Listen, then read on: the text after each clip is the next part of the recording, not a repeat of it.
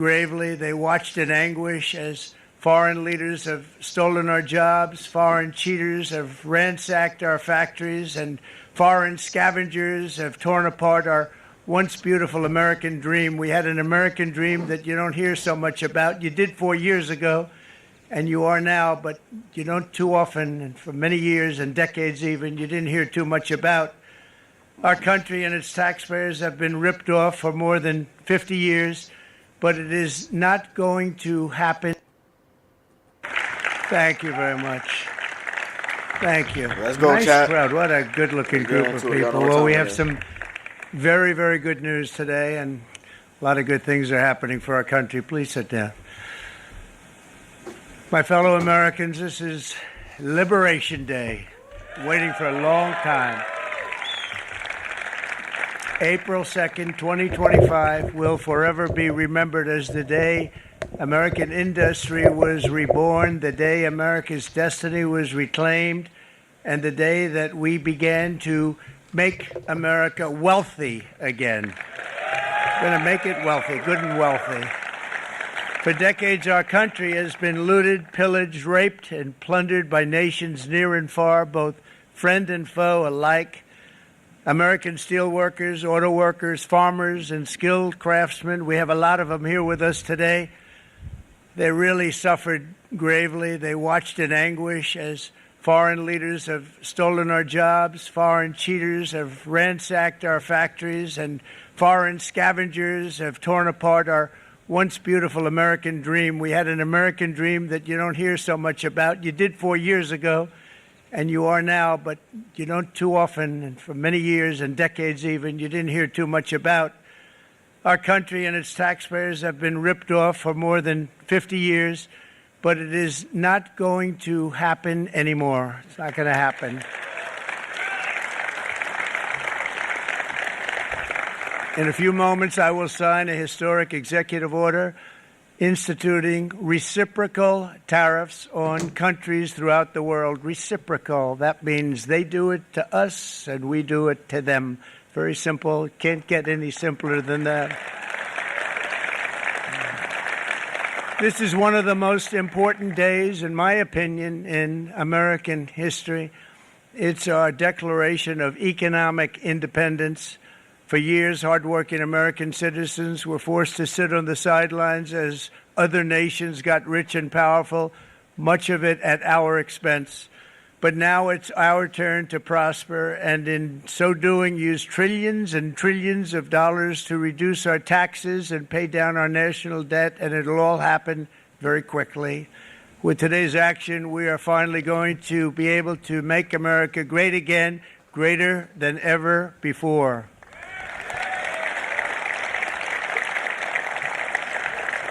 Jobs and factories will come roaring back into our country, and you see it happening already. We will supercharge our domestic industrial base. We will pry open foreign markets and break down foreign trade barriers. And ultimately, more production at home will mean stronger competition and lower prices for consumers. This will be indeed the golden age of America. It's coming back. We're going to come back very strongly. We're pleased to be joined on this momentous occasion by Vice President J.D. Vance. J.D., thank you. Thank you. Thank you very much. Where are you, J.D.? No, that wasn't too hard to find. I was looking, he likes to take a low-key attitude, so it'd usually be sitting right in front. He's gaining a lot of confidence, Mike, isn't he? And nearly my entire cabinet is here, as well as Speaker Mike Johnson, who's done an amazing job. And with the great success we had last night in Florida, we have a majority of 7. And 7's like a lot when we had it at 1, right? You've done a fantastic job, and many of the members of the House and Senate are with us. Senators, Congressmen, thank you all for being with us. We appreciate it. For decades, the United States slashed our trade barriers or created outrageous non-monetary barriers to decimate our industries, and in many cases, the non-monetary barriers were worse than the monetary ones. They manipulated their currencies, subsidized their exports, stole our intellectual property, imposed we should pay for it. It's all detailed in a very big report by the U.S. Trade Representative on foreign trade barriers, and I'll just hold it up for you. It's available, and you don't have to pay too much. As I understand it, you'll pay nothing. It's a lot of work for something, actually, because it's a special book. It's frankly, it's very upsetting when you read it, when you see what people have been doing to us for 30 years whatsoever. But those days are over. Let me offer just a few examples of the vicious attacks our workers have faced for so many years.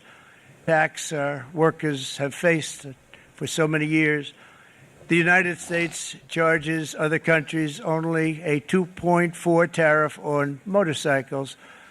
Meanwhile, Thailand and others are charging much higher prices, like 60%. India charges 70%. Vietnam charges 75%, and others are even higher than that. Likewise, until today, the United States has for decades charged a 2.5 tariff. Think of that, 2.5% on foreign-made automobiles. The European Union charges us more than 10% tariffs, and they have 20% VATs, much, much higher. India charges 70%, and perhaps worst of all are the non-monetary restrictions imposed by South Korea, Japan, and very many other nations. As a result of these colossal trade barriers, 81% of the cars in South Korea are made in South Korea. 94% of the cars in Japan are made in Japan. Toyota sells 1 million foreign-made automobiles into the United States, and General Motors sells almost none. Ford sells very little. None of our companies are allowed to go into other countries. And I say that, friend and foe. And in many cases, the friend is worse than the foe in terms of trade.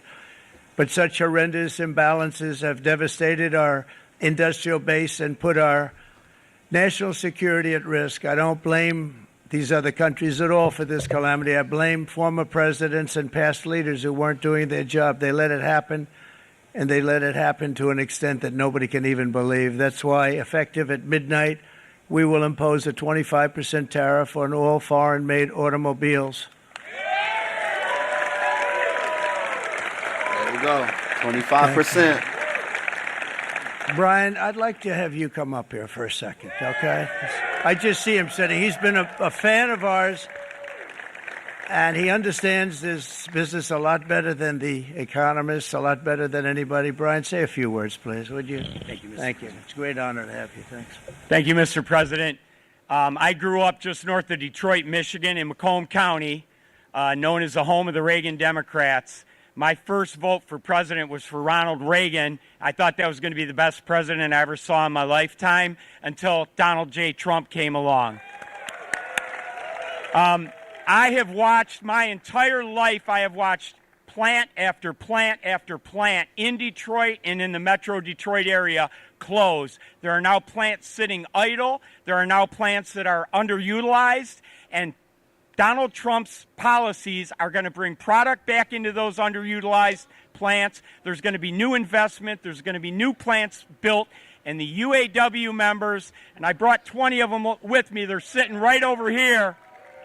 We support Donald Trump's policies on tariffs 100%. So, Mr. President, we can't thank you enough. And in 6 months or a year, we're going to begin to see the benefits. I can't wait to see what's happening 3 or 4 years down the road. Thank you, Mr. President. Thank you. What a great guy. He got it right from the beginning. He got it before almost anybody else. This group over there, they got it too. And, you know, we won the state of Michigan. We won almost all of them. But we won Michigan by a lot, and I want to just thank you all. The auto workers were fantastic. The Teamsters were fantastic. Everyone was pretty good, I will tell you. Thank you very much. I appreciate it. You're going to be very happy very soon, and you probably see what's happening with all of the, not only car companies, but car companies in particular. See it with All of the ones they're moving, they're announcing day in, day out. You're seeing it. Nobody's ever seen anything like that. With today's actions, we're also standing up for our great farmers and ranchers who are brutalized by nations all over the world. Brutalized. Canada, by the way, imposes a 250 to 300% tariff on many of our dairy products. They do the first can of milk. They do the first little carton of milk at a very low price, but after that it gets bad, and then it gets up to 275, 300%. So when they're figuring what's Canada charging, they say, oh, about 2%, 3%. But take a look at what happens down the road. When you look a little bit, it's not a pretty picture, and we don't like it, and it's not fair. It's not fair to our farmers. It's not fair to our country.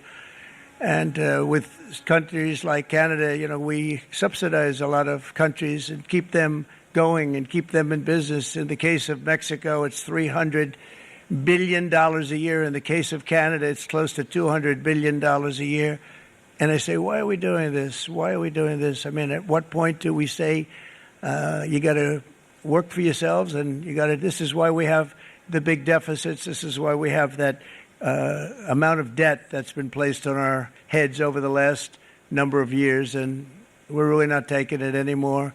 Through non-tariff barriers, the European Union bans imports of most American poultry. You understand? They say, we want to send you our cars. We want to send you everything. Well, I don't blame them, but we're doing the same thing right now, starting about midnight tonight, I would say. Trump might be right. No, I mean, Trump right. And He China right, charges American rice farmers an overquota, it's called, a tariff rate of 65%. South Korea charges 50. Actually, they charge different, from 50% to 513%. And Japan, our friend, charges us 700%. But that's because they don't want us selling rice and other thing. Who can blame them, Madam Secretary? Agriculture, great job. Once we got involved, they were going through the sky, the egg prices, they were going through the sky, and you did a fantastic job. Now we have lots of eggs, and they're much cheaper, down about 59% now, and they're going down further. We charge 2.8% for so many things that other countries are charging 200%, 300%, and 400% for. If imposing tariffs and protective barriers made nations poor, then every country on earth would be racing to eliminate these policies, and China would be the first on line. They run a very strong country, but they're not first in line, and the American people are paying a very big price. From 1789 to 90s, they established a commission to decide what they were going to do with the vast sums of money they were collecting. We were collecting so much money so fast, we didn't know what to do with it. Isn't that a nice problem to have? What do you think, Marco? Good problem? Marco would love that problem.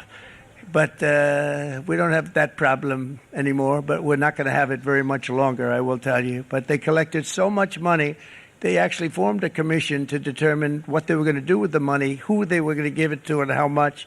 Then in 1913, for reasons unknown to mankind, they established the income tax so that citizens, rather than foreign countries, would start paying the money necessary to run our government.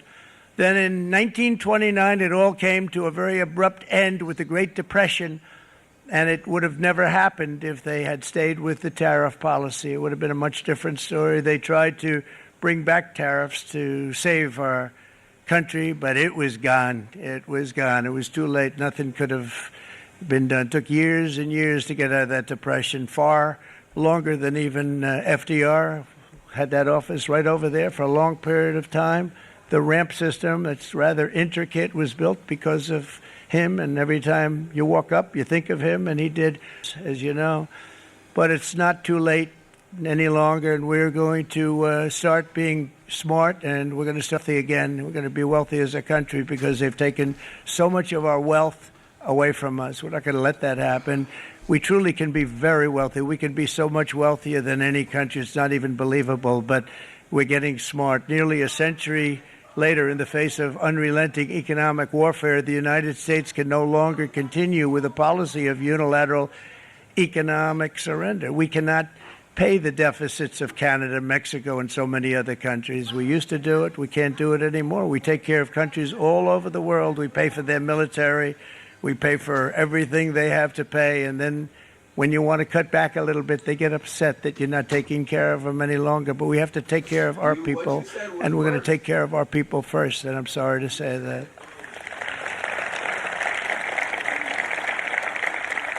And today we're standing up for the American worker, and we are finally putting America first.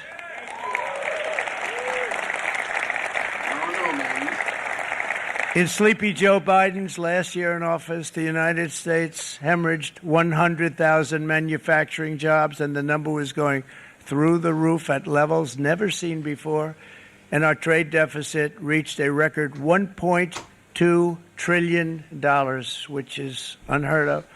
Since the beginning of NAFTA, the worst trade deal ever made, it was a horror show. I was able to terminate it. They all said you'd never be able to get it out. We had to get approval from Congress to get it terminated. We had to live with that deal. It was the worst trade deal ever made by far. But since the very beginning of NAFTA, our country lost 90,000 factories. Think of what that is, 90,000. Think about putting a map up and putting tax on it. You wouldn't have enough room. 90,000. I said, is that possible? We had it checked 4 different times, and it was actually somewhat higher than that. And 5 million manufacturing jobs were lost while racking up trade deficits of $19 trillion.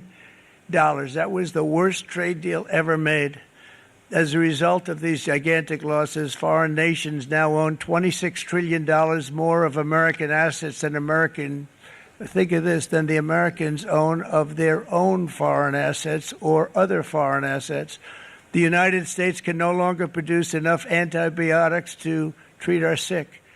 We have a tremendous problem. We have to go to foreign countries to treat our sick. If anything ever happened from a war standpoint, we wouldn't be able to do it.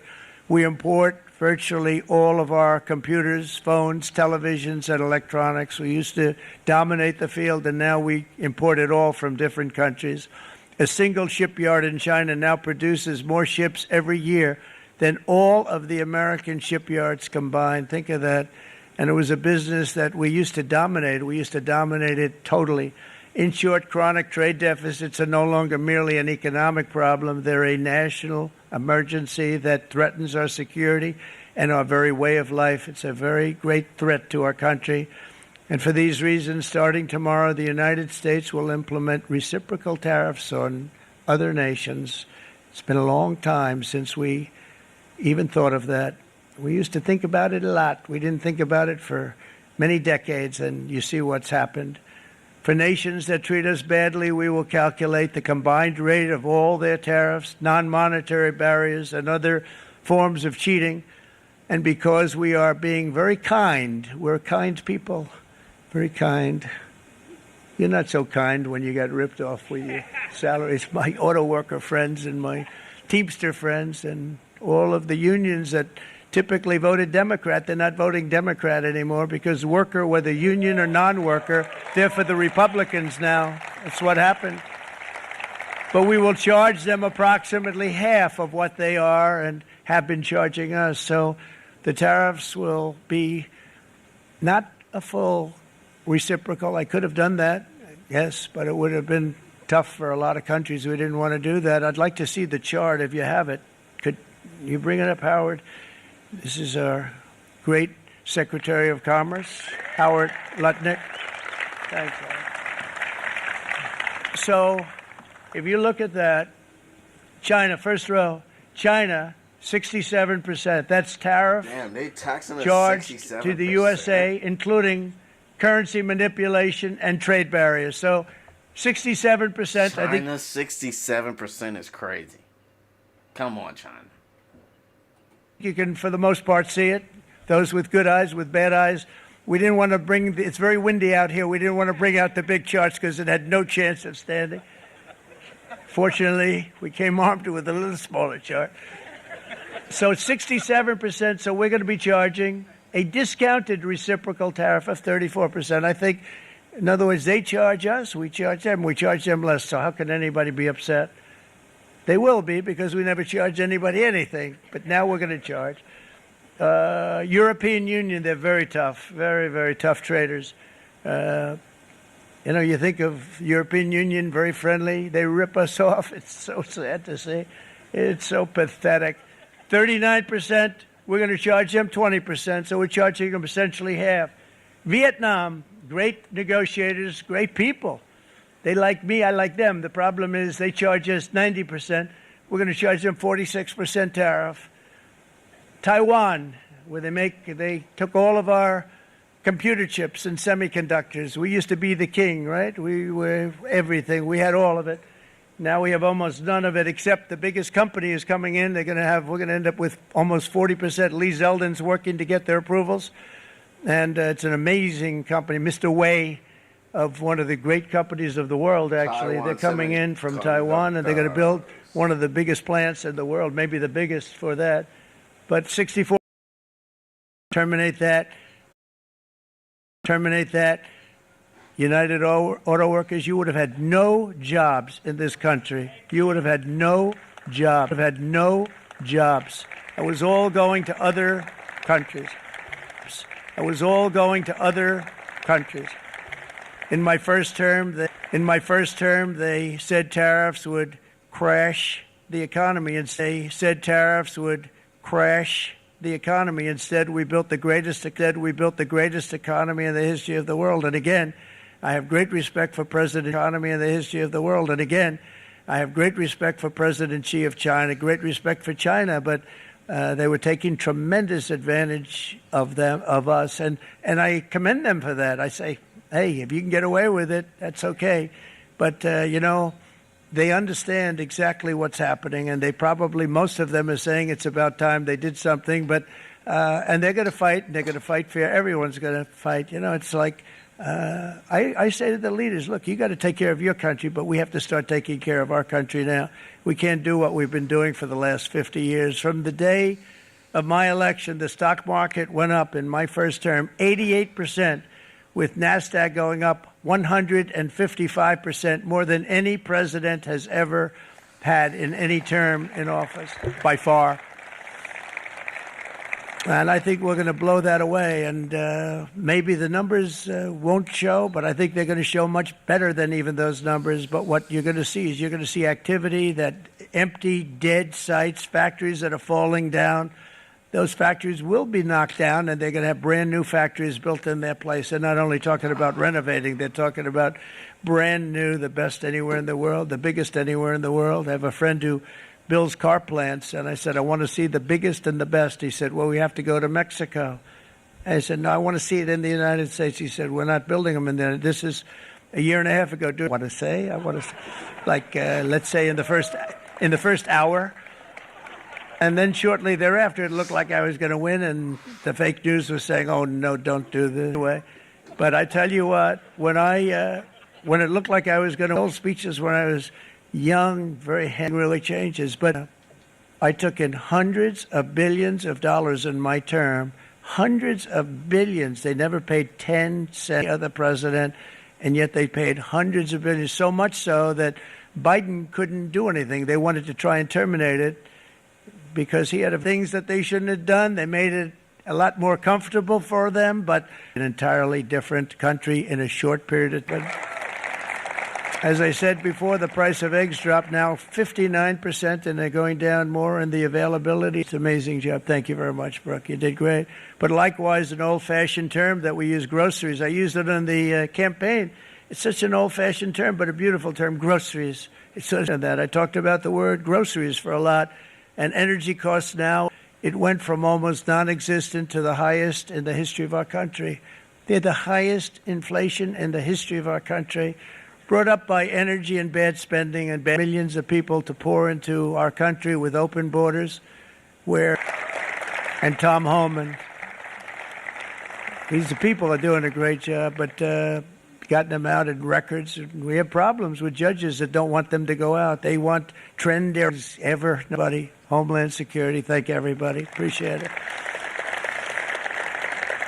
And we now have a border that's the best border that we've ever had, even better than it was my first term. My first term we did good, but this one we really specialized in. We've done really well, and we've done really well.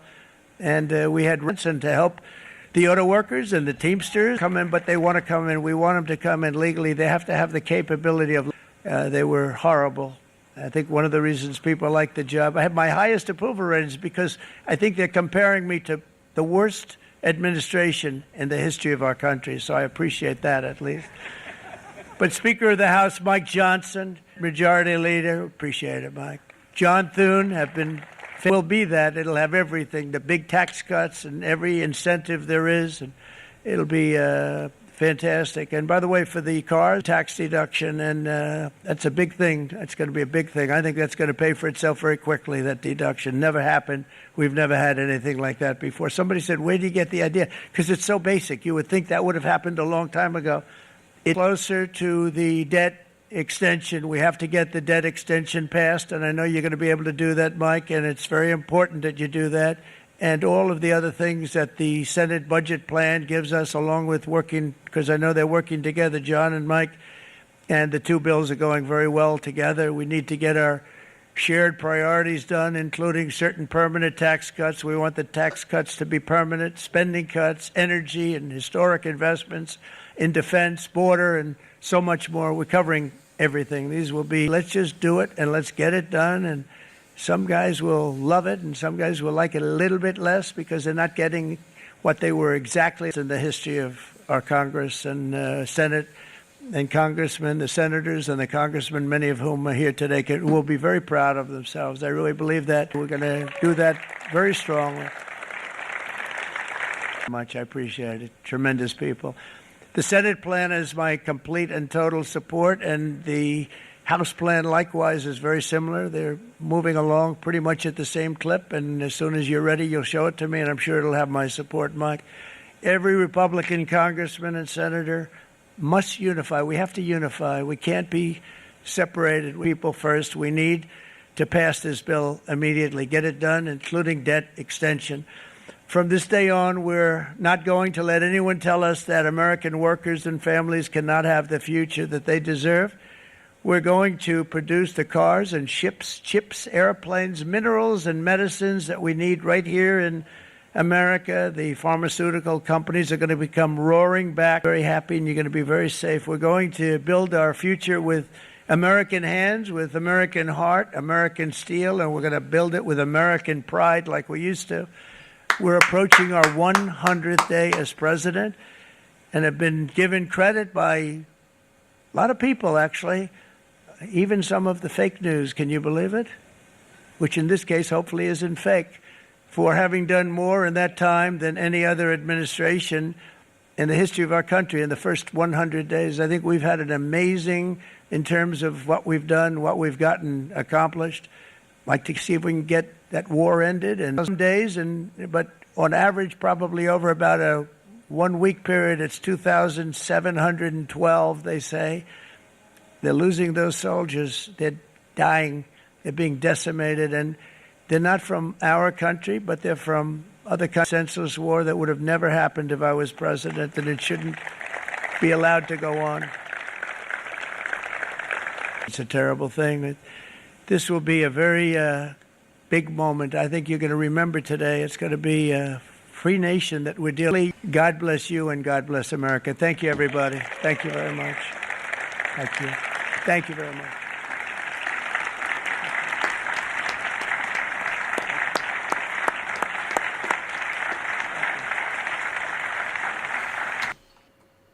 I'll say this. So much that they time and again as people have not anymore. Either you make your shit in America or you get taxed. Yes, which is probably gonna be another 10%, but we'll see. We'll see. My bad if my frames are dropping, which I could see they probably the frames are dropping like this, but it's been doing this for like a whole week, so but we'll be